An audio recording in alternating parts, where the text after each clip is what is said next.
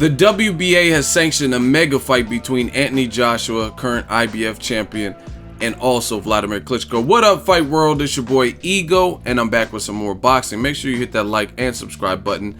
And Matchroom Boxing has a lot going on. I'm on their verified Instagram account, and they just posted this. It's a picture of one of their stars, Anthony Joshua. Caption reads, WBA officially sanctions Joshua versus Klitschko for spring 2017.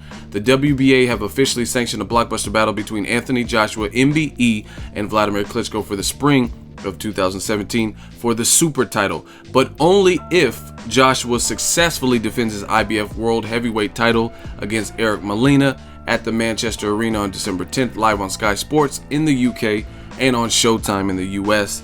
Yada, yada, yada. The rest they're just talking about Klitschko's bio. So I want to give my thoughts real quick. I've always liked Joshua versus Klitschko as a fight.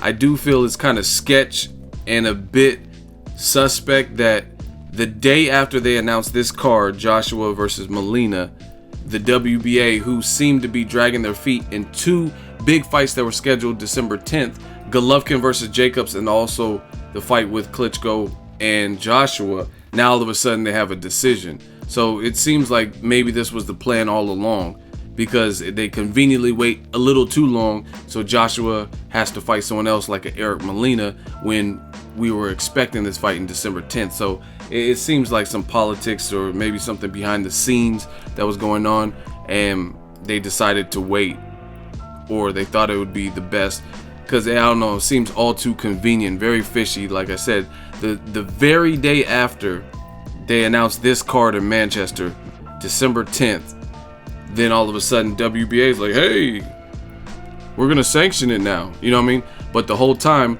they said Klitschko was tripping off of the WBA title and he wanted that one at stake. He didn't want to just fight for Anthony Joshua's IBF. And then now all of a sudden, when he's hurt and injured and he can't fight for this year and Joshua has another opponent, now they come and say, oh, the fight's on.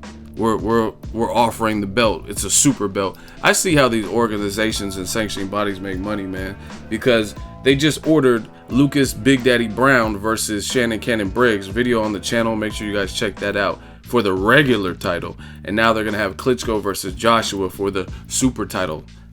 Seem familiar?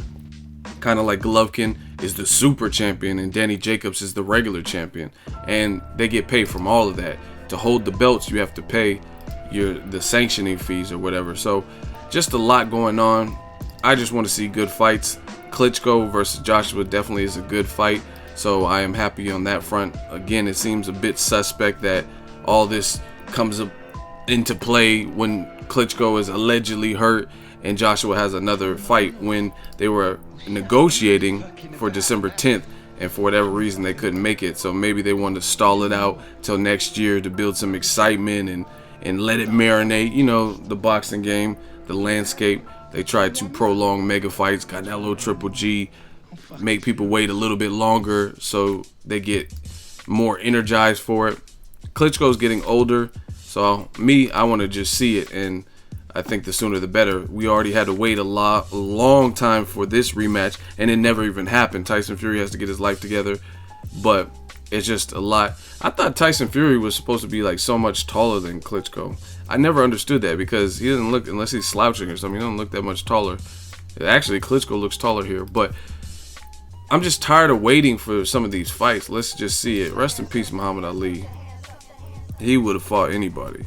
So I like Joshua Klitschko. I'm glad the WBA sanctioned it. I'm just ranting a little bit because I think we could have got this fight this year, and for whatever reason, we didn't get this fight this year. We had to wait, and now we have to wait till the spring. But Eric Molina, he's a puncher. We'll see what he can do. Joshua's already working, and that date's coming sooner. I like what the Matchroom is doing with Luis King Kong Ortiz as well, and I like Anthony Joshua being on Showtime, getting some US fans. I mean, he has an exciting style. You're going to want to watch him if you're a boxing fan, even if you're not a diehard. He has knockout power, so that's always good. I think he's an easy sell. Let me know what you guys think. WBA has approved this fight.